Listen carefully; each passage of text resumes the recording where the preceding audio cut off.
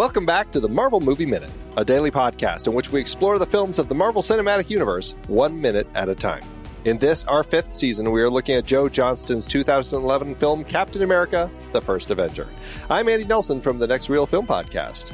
And I'm Pete Wright, and I'm the Stripe-Spangled Man. Today, we are talking about minute 51, which begins with Captain America socking Hitler on the jaw in Chicago, and ends with Steve trying his question out on a different crowd. Joining us on the show today, we have Movies by Minutes regulars, Travis Bowe and Robin Burdge. Hello, you two. Hey-o. Hello there. We are thrilled to be talking about this particular set of minutes with you two, and we are jumping in right in the middle of the montage. The middle of the montage. We're starting off in Chicago. We've got this whole little thing of Steve beating Hitler over the country, which is a lot of fun. We've got more and more dancers and singers and drummers, and everybody's up on the stage. Brant and his aide are thrilled to death. We've got people getting autographs. We've got the comic books. There's so much stuff going on in this particular minute. Let's start, though, with musicals and the lyrics. We were talking a lot about Alan Menken and Dave Zippel and the song Star Spangled Man. I just want to I want to read through these lyrics and then just kind of talk about it a little bit with you. At the end of last minute, we started with Stalwart and Steady and True. See how this guy can shoot. And we're coming in. What is Pete? You're a music guy. You like to sing a lot. What's it called? Sing the rest of this song. Yeah, sing the song for us. Now, what's it called in a song where you've got a line and then is it like a counterpoint when they come in like between lines with another line? What is that called? Hold on. I have to it's been a long time since I've used this word in public. So I want to make sure it's right. Wow. Okay. Earmuffs, kids. Right. I think it would be, and please cut the part where I tell you I'm actually looking this up, so I'll look smart. I think that would be called a descant, Andy. It's an independent melody over another melody. And, okay. So yes, I would go with descant for 500, Andy. Hey, sounds good to me. Is that Scott Lang's first job? the descant. That was amazing. Stop and appreciate that, Andy. My God, that was amazing. Scott, everybody slow down. A desk ant was Scott Lang's first job. Please appreciate that. Did you just, like, right off the dome? Yeah. Oh, sorry. I was trying to think of something with desk can, but no, Robbins was way better. Way better, and in universe. So I'll make sure everybody's laughing right. like Chris Evans this week. Just the holding yourself, laughing. Anyway, incredible. All right, now you may continue, Andy. All right. So we've got the descant coming in. See how this guy can shoot. We tell you there's no substitute. Back to the song. Forceful and ready to defend the red, white, and blue. Who'll give the Axis the sack and as smart as a fox? A descant, far as an eagle will soar. Maybe you should read the descants, Pete. It's like really awkward to read this. No, I'm loving this. I'm here for this. You reading on top of yourself. Who's making Adolf afraid to step out of his box? He knows what we're fighting for. This is a great line. Who waked the giant that napped in America? We know it's no one but Captain America. Who'll finish what they began? Who'll kick the Krauts to Japan? The Star-Spangled Man with the plan. Another descant. Who's strong and brave here to save the American way? And that's how it ends. Okay, you two, what do you think of the song? What do you think of this set of lyrics? How does it work for you coming in this musical? I absolutely love this song. I love the way it's used. If I'm not listening to podcasts, I'm listening to film scores. And because this track is on the Captain America, score, I hear this one just in my shuffle quite a bit. So I'm very familiar with this song. I've heard it, hundreds of times now.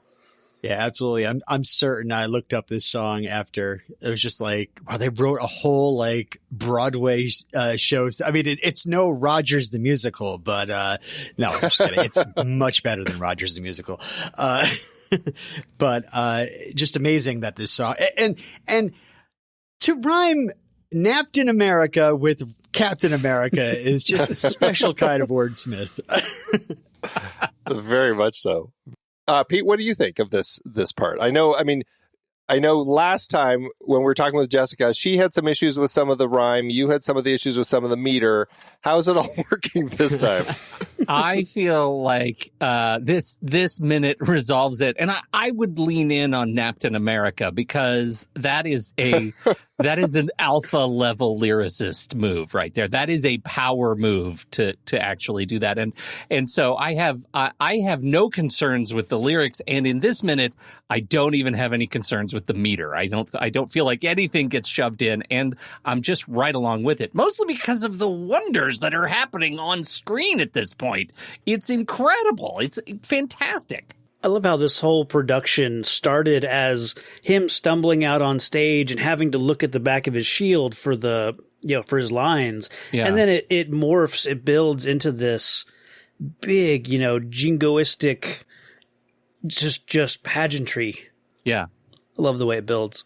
It kind of brings up the timeline. Like, how long do you think this montage lasts for? He's like gone from newly formed Steve Rogers Captain America to like full-blown Hollywood star. And the fact that he's sort of turned on it. Now we get to see him enjoy himself. We get the throwback to him in a movie theater, but now as Captain America, and has that look of satisfaction on his face. And as an audience member, I kind of can't help but see that smile as the guy who's thrilled to be back in a movie theater and be the big guy a little bit, on top of seeing himself on screen as the bona fide sort of American hero trope. It's delightful. I will say that the first time we see the USO show, according to the wiki, it's June 23rd. Very shortly, it literally was the next day after he turned into Captain America. It's this. It's insane. The entire montage happened in about 17 hours, is what we're saying. Wow. Yeah, no, the first performance. The wiki's a little wacky. Let's just say they got that suit done really fast. Yeah, they came up with it real quick. Yeah. And then by the time he's performing at the end of this minute, we actually go over to Italy, and that is November 3rd. So from June 23rd to November 3rd. So it still isn't a huge chunk of time, but clearly the audiences have been clamoring for it because the amount of stuff that they accomplish with Steve over this period of time is pretty wild. It's pretty insane what they actually do. Because aside from the tour, we see in this Philadelphia, Chicago, New York City, those are just the spots that are labeled. They've also pumped out the comic book. Right. So, we should talk a little bit about this comic book. This is Captain America comic number 1, which is actually Captain America comic number 1. Very meta comic book. Travis, you've been reviewing a lot of older comics on your show. What did you think when you saw this comic pop up in here? Yeah, they did a great job recreating it. They had to, on the real Captain America Comics number 1, it does have like an also balloon at the bottom with Bucky, grinning and I'm here too, that kind of thing. The little kid Bucky version. Let's just clarify, make sure. Yeah. The 12-year-old stone cold assassin. So yeah, there's like a little bubble at the bottom that they had to work around and paint over. Basically, I found the image of the in-movie comic cover, and you can kind of see where they blurred the edges. They had to create a knee on Steve, and you can tell it's not an original, line work or whatever. But it's kind of cool to see those side by side. But yeah, over on my podcast, we have talked about a lot of these Captain America comics from Timely Comics, from World War II era. And I've gained an appreciation for Captain America. He was already one of my favorites, but it was really interesting to go through those issues and to find out that Captain America was not overseas fighting in World War II all that much. Even on this issue where he's socking Hitler on the jaw, he's not even overseas, I think, in that comic. And I think in our entire look at Captain America during during World War II, he only went overseas a couple times, just a small few stories that put him overseas. Most of the time, he's the sentinel of our shores. He's based here. So it was kind of strange. Yeah. They've retconned it over the years, when you read his comics in the 60s, they do a lot of flashbacks to him being in the war a lot more. So yeah, and we talked a little bit about some of the newer comics that are kind of retconned versions of his past, and you do get a lot more of him going over there and stuff. And we talked about some of those in like an early hiatus episode, and it was one of those things where it's kind of interesting to see the difference of like how much he was actually fighting over in Europe in the later comics as opposed to those early ones. And I didn't really think about that, but they are very much more U.S. centric, focused on him stopping often like German spies or other sorts of criminals on our shores. Oh yeah. Yeah, put the guy in the red, white, and blue spandex in charge of combating the secret Nazi spies. He's the perfect avatar for our spy program. Outstanding work. No notes. One moment I like during this comic book portion of the montage is a moment I love in any superhero movie when they give just a quick look at some kids loving superheroes. Yes. Just they're poring over those comics and they're just like, and even as grim as the future minutes get, there's even a soldier that pops up. He's kind of flipping through and enjoying it on his own as well. So, comics are for everybody. Yeah, that's the next cut. I made that note too. It's that isn't it kind of a fun bit of pandering to the comic that says, "Hey, everybody likes Cap." Yeah, from kids, big kids, skinny kids, soldiers, all the kids, everybody's child loves this, even America's sons. Well, and they did include comic books in, I don't know if it's part of the rations, but it's part of the kit that they would send over there to those guys. It included comic books. So, and of course it would have been Captain America. In canon. Well, this issue came out December of 1940. Yeah, it's published March 41, yeah. Right. Well, I just mean in the movie. Of course, it would be Captain America that they send. Yeah. Yeah. The thing that struck me, when we were kind of going through this issue and talking about it is how amazing it was at the time.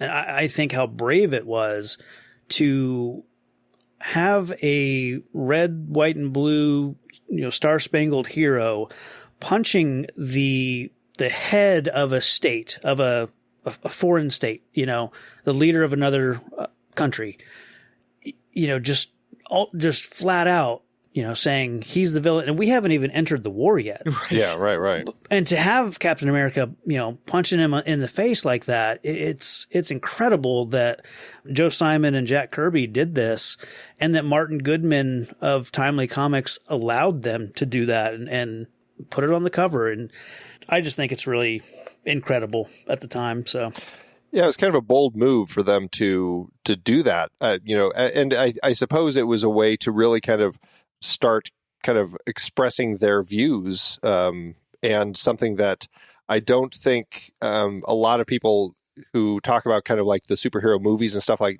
nowadays, they don't realize that so often the comics that they were cranking out were very much reflective of the times and were commenting on the times. And it's definitely an interesting aspect that I find, with these characters.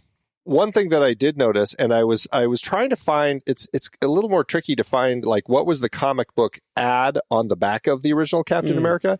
I couldn't figure out. It looks like a strange thing. It's like something advertising a beautiful desk, and like it looks like there's a combination you can get of the desk or a typewriter or both. And I'm like, is that something? And you should act now. You need to act right now. Is that something that they were really selling on the back of a comic book? Because I'm like, that seems like such a strange thing. And was it really $1? Yeah. Do you see that? Like, that's what it's referring to, right? $1 for this amazing desk typewriter set? The things that, that kids will send money for, and they don't often actually get back. I mean, for all we know, they're getting like a little tiny paper cutout desk that they can put on their desk, A typewriter that crushes it to a pancake. Right, exactly. It's like an ant-sized desk. Is that what you're saying? My God, man, you Bring are it back. incredible. Incredible. No, I'm annoying, actually. So we see Steve in the movie theater. Well, before we get to the movie theater, let's talk about the movie itself. So Steve's in a movie now. Is it a movie or is it a short to sell war bonds? I mean, I'm thinking the time. It is a movie, believe it or not. I was trying to figure out what was going on with this. And I'm like, were they in the world of the MCU? Is this an actual movie or what was it? And according to the wiki, it is an actual film that they made, and that Steve was actually so popular that they were making these movies. It says Captain America was a black and white series of war movies starring Steve Rogers as the fictional representation of himself. In order to take advantage of his popularity, these war movies were developed. In the plot, the character Captain America, portrayed by Rogers, led the U.S. Army and heroically battled against the hordes of villainous Nazis. So it was actually not just one movie, but a whole series of them that they were cranking out from June to October. Thank goodness he's a super soldier. Yeah, again, according to the wiki, wouldn't they have made this in about 16 hours? One more time. Yeah. I mean, a movie's only 2 hours, Pete. Yeah, exactly. They could do 4 or 5 of them. Do you need more time than that? I figured this was kind of a nod to the Captain America serial or serials that Republic put out in 1944. Right. Starring, is it Dick Purcell, I think, as District Attorney Grant Gardner, as, because they changed everything about it. He didn't even carry the shield. He fought against a villain called the Scarab, so. And Martin Goodman, he basically, gave the rights to Captain America over to Republic for free because he figured that they'll make these serials and that will draw people to go buy comics. So unfortunately, Joe Simon and Jack Kirby didn't get any, money from that. That's, not a surprise. There were, and they were off. They were already. I think Jack at the time was in basic training, I believe, in Georgia or Alabama at the time when these serials started coming out. So they had not figured out uniforms in the Dick Purcell days of Captain America. Let's just say the uniform does not suit the man. In that era, and I would say it is actually effectively worse than our boho beach bum Captain America that we have later. This is not a great look for Cap. It's honestly, it looks kind of like him in this movie version that we're looking at here. So a little bit. To that extent, it's like, I guess it fits. Ooh. I love that they made the choice to put him in this, basically a very accurate representation of what he would be wearing in those original comics. And, you got to remember that in 2000, when they made X-Men movies, they were afraid to put him in blue and yellow. So they gave him, black leather motorcycle outfits and then made a joke about it. Yeah. But here, they're just going for it. And they throw him in the ridiculous costume with the stupid ears. I've always hated the ears. But it has a purpose here, because you pair it with this stage production and this hype building campaign, the comics, the movie, this whole War Bond tour, and it just works so well. They really get integration. They really nail marketing integration for sure. Yeah, it's funny because it's like it's giving the comic book fans see, this is the costume, and then also being like, it looks kind of silly. We want to move on to another costume after this. But at least it's here, and that is the thing that I think I really enjoy, and it's here for a decent stretch of the film. I mean, it's not as quick as like the joke in X-Men or something like that. It's actually treated as an actual costume. And as Pete said last week when we were talking with Jessica, how it's designed to look like when you're in the back of an audience, it looks like an actual helmet of some sort that you're wearing. It looks like a headpiece that he would be putting on. You can't tell. The audience isn't able to tell that, it's just all made of cloth and it's just a pull-on thing. And that's kind of the design, and it works in this context. Mm-hmm. I do think it's interesting. that of the locations that they chose to use for the film that we're looking at, it's very much it's full of palm trees and everything, which I guess we're looking at, Northern Africa, that part of the conflict. But it was interesting to see, okay, this is like the one moment that we have something else, as far as not just the kind of the European look that we're going for. And I thought that was kind of a nice little change up that we had there. Oh, I thought it was like, oh, we'll just shoot it in Hawaii. Right. Steve's on tour in Honolulu. It's just like, let's just film something here. Sure. Yeah. Holly, hi. So yeah, we go to the theater. So Robin, what did you want to say about the theater? Okay, two things. Number one, is this the only time Steve Rogers has a secret identity? Because he seems to be sitting in the audience pretty pleased with himself and maybe like going, that's me up there. Like, and does anybody around him realize that it's Steve Rogers? That this guy? That mask, I mean, he's unrecognizable. Totally. Yeah. That's right. It's doing its job. I had that note too. I'm like, is this like just, did he sneak in here? And are these people like just regular, everyday average Americans watching the movie with him? Yeah, I think so. Yeah. He's like 6 inches taller than the people sitting next to him. And wouldn't they be even more offended that this one guy is not sharing their applause level enthusiasm for the movie that they're watching? He's the only one who's totally not into it. He's just smiling smugly to himself. Everybody else is going crazy. That's pretty un-American. Yes. Yeah. Yeah.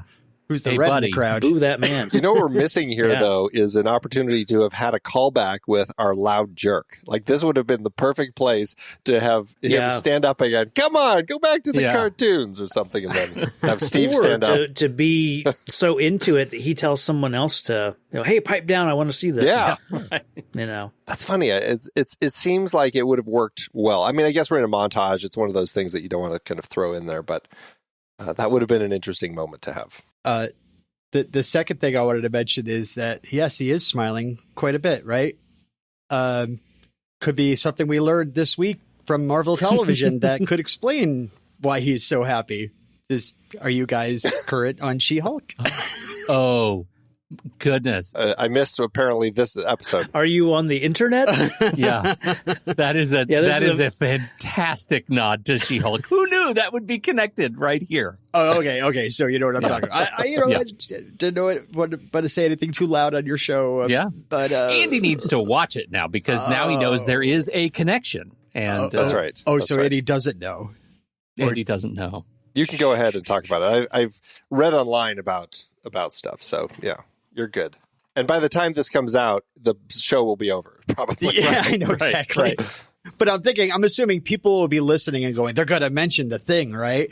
And it's right during this USO tour. According to Bruce Banner, he found out that Captain America was a virgin until he went on USO tour. And maybe got some admirers. Maybe even the girl he gives an autograph to in a moment. That's what I was wondering. Is this the moment where they meet? Because, I can see that. The meme that goes along with that is that woman is the same woman that plays Star-Lord's mom. Meredith Quill. So the idea is that this is Star-Lord's grandmother. Something like that. So I believe it. Yeah, there has been, James Gunn initially said there's no connection between her. It's totally different. Right. And then a fan asked in 2018 if they were the same character. And he said, I'm going to decide on the spot. She is the grandmother of Peter Quill. And then he had to delete the tweet, I guess. And I don't know. He had to make clear there is no actual connection. And so he was being cheeky. Yeah. But of course, fans love that idea that this is actually Quill's grandmother. And perhaps one of the other special things about Quill is that, there might be some DNA coming from Steve in him that would help him be as powerful as he is. So I don't know. Listen, it's a weird moment because it's like for some reason, like they kind of the montage kind of stops and he signs an autograph. Is it because he's signing his first autograph and he's kind of like, oh wow, somebody's starstruck with me, or is it because By the way, we're also pausing as a photograph is being taken. Are we going to see in Guardians 3 maybe Peter suddenly going through his mom's stuff and seeing this, like, Grandma? Oh my God. And then that credits. Would be an incredible flex on part that would be of good. Gunn to make that work. Yeah. It is funny because I noted that too. I mean, we do have another autograph. There is the kid right before that. So, I mean, he has been signing autographs. I mean, it's a family show, Andy. That kid is... You went dark. Who does the kid grow up to be? Philip Coulson. There you go. See, Or that's what I was looking too for. young for Phil Coulson. It's Phil Cole Dad. Yeah. That was for Pete. That was not as good. You know what? I'm going to stick with Descant for headcanon. That was the last one you did, and it was still really good. But I did wonder about that flashbulb because it was so prominent. It was like such a strangely prominent moment. Like we've got that high, and they make that eye contact, and they both look completely smitten by the other, and there's a flashbulb. Like, it's so prominent. I'm like, what is the reason that it's designed that way? Because it doesn't seem like something that there would be a photo of. Were they planning on using this photo at some point? I don't know. I'm curious because it just seems so prominent. It's got to happen. It's very bright, and it feels like practically it's just an interesting way to do a transition, right? Because, I mean, it happens. I guess that doesn't really work because we're already on her, and the flashbulb doesn't. The cut isn't under the flash. No, I think it just adds a little dreaminess to this whole wrapping up of the montage. Just he's starting to... He's a hero. Enjoy, this. He's in the movie theater. He's got a huge grit. He's very pleased with himself. And then, he gets to meet a pretty lady. And it's what he's come so far from being too shy to dance with a woman, before Bucky left for war. Yeah. So he's a hero and a man. If there's anything that it's doing, it is a very clear reminder of how present like the media is with this character, and it's like ever growing. Like everything he does is being photographed, probably per Brandt's orders, and being used to publicize all of this stuff. It is interesting that he would be backstage without the mask on and signing autographs and meeting people. Oh yeah. Because then that does kind of like, is Steve Rogers a known quantity? Mm-hmm. Yeah, that's actually an interesting point because, again, going back to the movie theater crowd, it's like that would be an opportunity for them to recognize him. It's like not just the cowl that he's wearing, but his entire outfit, actually. Like any piece of it, once you put it on, you can't tell that it's him anymore. It's kind of an odd thing. But I guess that goes to kind of Marvel and the way that they've been treating their characters is like it's not necessarily... secret identities so much. Right. Certainly not like with who we've had so far. And with him, it's like, to a certain extent, Steve Rogers is as much Captain America as Captain America is Steve Rogers. And so that could just be the thing that they're doing. It's like he is this guy, He's this guy, He's just this guy, And another aspect of that, like nobody in the audience knows anything about the fact that he is actually a super soldier. Right. It's like they just, as far as my assumption, and I guess I'd be curious about all of your reads on this, is like nobody thinks that this guy is anybody other than a performer, right? He's just a big, handsome galoot. Yeah. And I guarantee it's meant to come across as that motorcycle that he is holding up. Like, there are no wires. Right. But to the audience, they would assume that there are wires holding up this motorcycle. But in reality, he is strong enough to hold this bike with three ladies on it. I love that little. We know that he's holding it up, but we know that the audience is clueless. Yeah. They're seeing magic and don't even know it. So pretty cool. I mean, I think the only danger involved in Steve's identity to be known is the fact that Red Skull obviously wanted to stop the experiment, and it would probably be interested in whoever was the lab rat that they got to work on to capture him. That's an interesting question because I have that in my notes too. So we've got this several month period of time that we're kind of going through here. Schmidt, the last, we knew that he had sent Kruger to go and assassinate Erskine and stop the experiment, steal the formula, all of this sort of stuff. And he failed. He didn't, as far as we know, he didn't have it. I mean, there was really no time for him to get any sort of message out.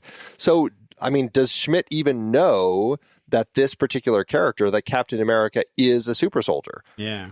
I don't think so. That hasn't ever been, that wasn't my read, that he is still effectively sort of the theory of if you can't hide it, hang a flag on it. Like, he's just a celebrity, and there are lots of wartime celebrities, we have to assume, in some way, shape, or form, and he's just another run-of-the-mill way for the Americans to, promote the war effort. Yeah. Sell more Series E bonds. Mm-hmm.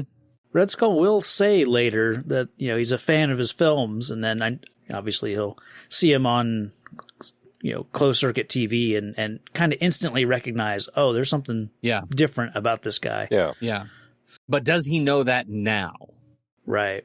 I don't know. Yeah. And does he even know if a super soldier was created? Like, he has no information from Kruger. So, he's like, is he operating under the assumption that they're still operating this super soldier program, they're cranking these people out, or does he think that Kruger actually succeeded? And all he knows is that Kruger didn't come back. But there was didn't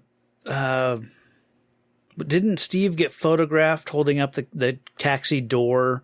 Didn't that make it to the papers? Yeah. Like, unknown hero stops spy or something like that. Yeah. So that may have made its way. Yeah, that's a good point. If he was recognizable in any way. Well, okay. So then is Schmidt assuming that the program is fine then? Like the super soldier program? Like, is he assuming that, like, I guess I've never really thought about this before, but is he operating under the assumption that we've got to get this Tesseract stuff figured out quick because we're going to be dealing with a whole bunch of super soldiers soon? Mm. Yeah, that's interesting. I don't know. Yeah. I don't know. I don't know if the film ever really deals with that line of inquiry. So yeah, I don't think so. I think there's like one line when they first meet that Red Skull says something to the effect of, it looks like Dr. Erskine succeeded again, after himself. So yeah. I think that's all you'll get as far as. I'm sure Erskine's death wasn't publicized. So right, knows they could just be still working on it. Exactly. Yeah. Well, Pete, we'll have to put a pin in that when we get to those conversations later in the film when they finally meet to see exactly how they're reacting with each other. So, absolutely. I want to go back to, so we're back in the stage show as we're kind of wrapping up this montage. We've got the motorcycle, as we've talked about, with the three women on it, and Steve's holding it up. And the camera we kind of push in, we pull out on, we push in on it, all this stuff. But then we get this fantastic wide shot of, we're at Radio City Music Hall at this particular point.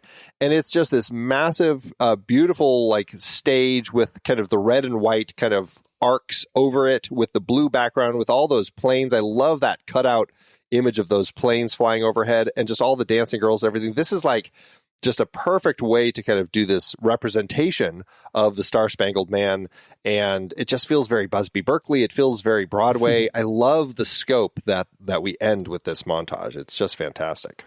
I particularly love that the cannons on the tanks are shooting confetti, just like real ones. It's amazing. I love that the stage, when you are zoomed out, it looks like his shield later. That's great. Rings of his shield with the star in the middle. I mean, that's definitely the intentional. Yeah. Yeah, I'm the guy sitting in the back of the audience going, how many war bonds could they have bought for this production? Huh? Jeez, little bit much, huh? Yeah, I thought we were sending our money overseas. Right. Yeah, it's a fantastic bit. Any last thoughts on the montage before we move on, or any parts within it? No. I got nothing. I'm good. That leaves us to our transition. We're leaving the montage. It's been fun, but now we're heading over to Italy, and we join Steve. Wow, there is a very much we've had such a sepia toned look through the first part of this film. Cutting to this shot of Steve as he's standing up on this stage, it is so cold and blue and just dark. The darks are dark and very bleak. Yeah, it's just like, wow, talk about a tonal shift that we're jumping into for the next part of the film. We don't get a lot here. We just get Steve saying one of his lines, and then we get a reaction shot from the crowd, and it's just like zero reaction. They're just stares. They are just crickets. Stares, yeah. How does this transition play for all of you? I think it's great. It's Steve kind of loses himself in the gloss and the glitter. He's enjoying himself, and now he's facing harsh reality. Like, this is what he should be doing. This is not his dog and pony show that he's been walking through for the last few weeks. I don't know. Yeah, I love the transition as well. It's a perfect transition from all that to, you've got this crowd and they're cheering about this wartime hero who's never set foot overseas. And then when he goes overseas, he experiences what, he kind of sees himself maybe in this moment. And, these are the real guys fighting these wars. And I'm just we'll get into it, the guy parading around on stage, acting like a hero. So I think it's a beautiful transition. Yeah, tonally, just that it gets us from the exuberance that is felt at home, not just of Steve not really knowing what's going on overseas, but clearly no one really understands what's going on overseas. The exuberance of the populace, right? They just are excited about their war bonds and about this guy who kind of looks the part. But when we need this hard cut and this hard delivery of this, what for us is ends up being a very uncomfortable joke line that nobody who is really doing this, who really understands war, is laughing. Nobody cares about their war bonds. They care about, socks and shoes and ammunition and that kind of stuff. So it is a great, great way to transition us from, home war culture to real war culture. It does make me wonder, does the team behind the show not pay attention to the audience they're performing for? Because obviously we need him delivering this line for kind of this setup of where we're going to go with the rest of the film.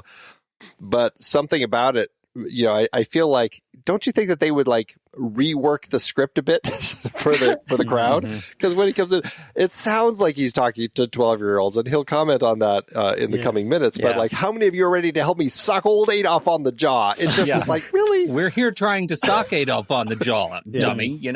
Let's. Yeah. How would you like to help? Could you help us? Because we see you can lift a motorcycle with 3 ladies on it. Yeah, it's I guess we'll save the rest of the conversation for this in tomorrow's minute, because we're certainly going to have a lot more with it. Before we wrap up today's show, though, we do have a deleted scene. This film has so few deleted scenes, but this is, I believe, just our second one of the film. We're in October 1943, so mid-montage. We are joining Bucky and the Howling Commandos. We actually have a few of them. We've got Timothy Dum Dum Dugan, played by Neil McDonough, Gabe Jones, played by Derek Luke. I'm not going to do the IMDb game with them now, since it's just a deleted scene. I'll wait till we get their official introductions, but it is the 3 of them and a bunch of other soldiers battling in a field. This is the Battle of Azano, when the 107th is fighting the Nazis and not doing very well. But then all of a sudden, the Nazis start getting blasted by the Tesseract cannon, the Hydra Uber tank, which has now been upgraded with that fantastic Tesseract battery that gives it those blue blasts. And we start seeing the Nazis getting blasted. And then the tank rolls over the hill, points its sights on Bucky, Dum Dum, and Gabe, and apparently shoots. And that's kind of the end of the deleted scene. How does this play for you? Do you think it's fine being deleted? Do you like having it, having this as part of the story? I like what we get, but I wouldn't want to see this in the finished film and sacrifice that transition from the stage production to then this, and then to Steve in Italy. I think you need that harsh cut of the stage and then Cap in front of the soldiers. So while I kind of like what's here, I'm okay with this being a deleted scene. I also kind of like meeting the Howling Commandos later in prison. So yeah. What about you, Robin? I would say, the transition is where there's a nice transition here, though. They go from like cheesy fireworks at the Radio City Music Hall to all of a sudden we see actual flares being sent up and actual explosions and people dying left and right. But I was actually confused. Maybe it's the confusion that caused them to cut this, or just a discovery that transition we get is actually pretty genius. But when all of a sudden Nazis start getting eliminated by lasers, I was like, why are they shooting on their own men? You know, and the distinction between Hydra and the Nazi party wasn't, I guess. I knew about it, just wouldn't remember. And all those soldiers were all like in the dark and in black, and I couldn't tell if they were who they were. Were they Hydra? Were they Nazis? Yeah. We get some pretty fun Dugan moments here. Like, he's so excited to be shooting off his machine gun and fighting the Nazis. And then when he gets his hat taken off and he says, "I hate these guys," like it's the Last Crusade or something. I mean, I thought those were some fun moments, but yeah, I mean, they could be sacrificed for the greater good, I should say, of this movie. And once again, I think, for me, it's that the tank reveal. The other deleted scene was another tank reveal, and it feels like holding that tank reveal is an important thing that they keep coming back to. Both of those deleted scenes, we're going to hide the super tank. Well, we got it right after that first deleted scene, though. Like, we see the tank. Well, we see the tank, but we don't get the full tank. That's true. It's all through the little, right, broken wall. Which is like we don't get to see, like, later we'll see him jumping off the tank and we'll get to see the whole thing. Sure, they restrained from like breaking down the building to show how big it is. And here's another one, seeing it come over the hill, it just feels too early to show this super weapon. And so but more important, it screws up the pacing of the joke. Like, the hard cut is just so like objectively better. Yeah, I guess that's where I stand. It's like, it's nice to see it now, like, and kind of get a sense of this part of the story. But it also just feels, I mean, I agree with everything. Like, it's kind of confusing that Hydra's shooting the Nazis. I guess it makes sense when we think about, earlier when Schmidt killed the 3 Nazis that came to talk to him.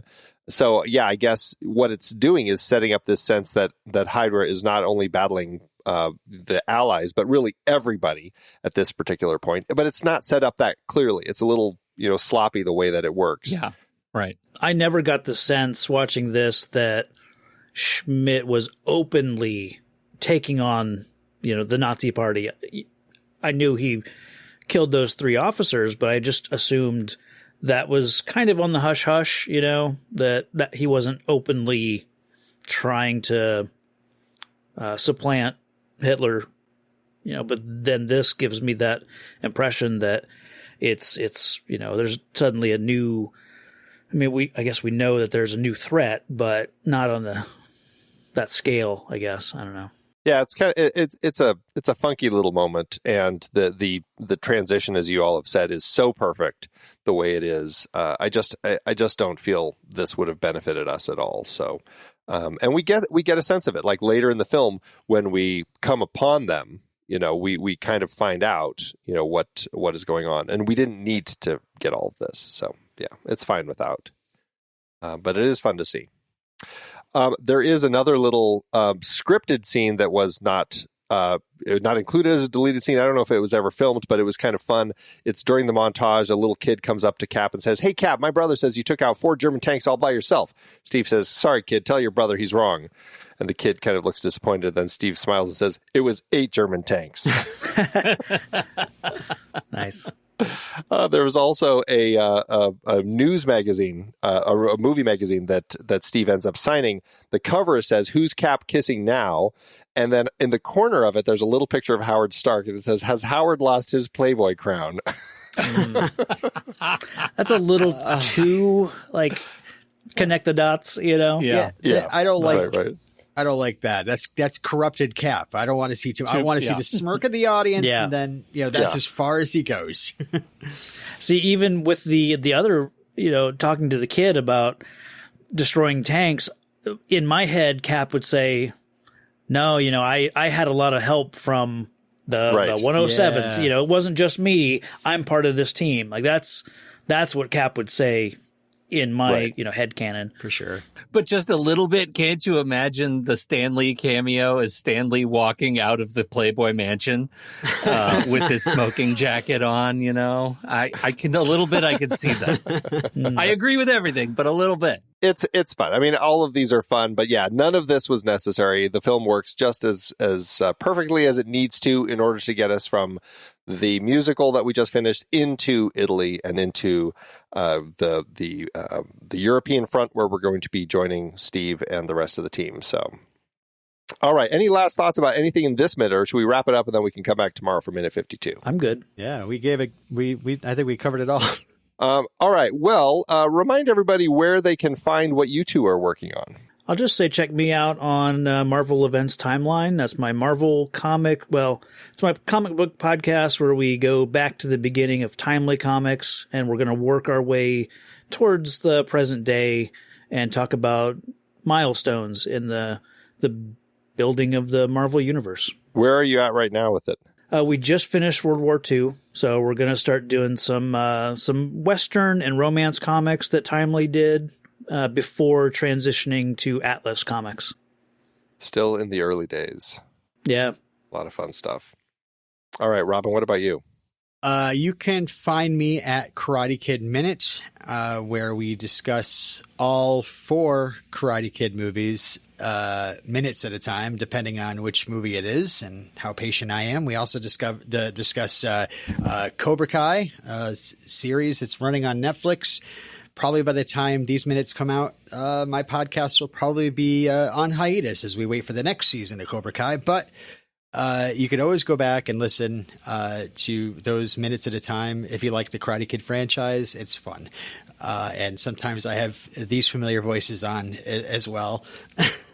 And the other podcast I do, I mean, I love me a hero that you can believe in, and Captain America is one of them, and also Superman is the other one. Superman and Lois TV Talk, talking about the CW series Superman and Lois when it's on the air. That's awesome. Yeah, Karate Kid 5, season 5 just dropped, right? Not long ago? Actually, yeah. Or is it still coming? Well, at the time of this coming out, it would have already dropped on September 9th, right? I'm not sure when this goes on. But, so it will have been out. Yes. By the time. All right. Yeah. Good. I started watching that show because of you. So good. I hope you're enjoying it. I am enjoying it. I'm spreading the word always. Yeah. You turned him. You shifted his whole thinking about the angle 100%. of protagonist versus antagonist. Well, the whole franchise. Like Johnny Lawrence, that guy was a jerk. Oh, actually, he's pretty awesome, and so is Daniel. Yeah, we like their Johnny own ways. Yeah. Daniel's a chump. That's Sweep right. the leg. Sweep the leg. That kick was illegal. All right. Well, we will have links for all of their shows and everything they're working on in the show notes. So just click on that, and it'll take you right to their site. And we'll be back tomorrow for Minute 52. So, Pete, thanks as always. Oh, thanks, Andy. Star Spangled Man signing out. Until next time, true believers.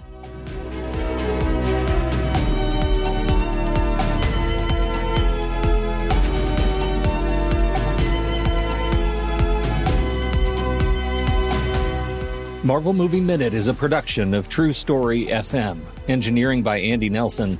This season's music is Spread the News by Anthony Vega, and this season's show art is by Winston Yabo. Find the show at truestory.fm, and if your podcast app allows ratings and reviews, consider doing that for this show.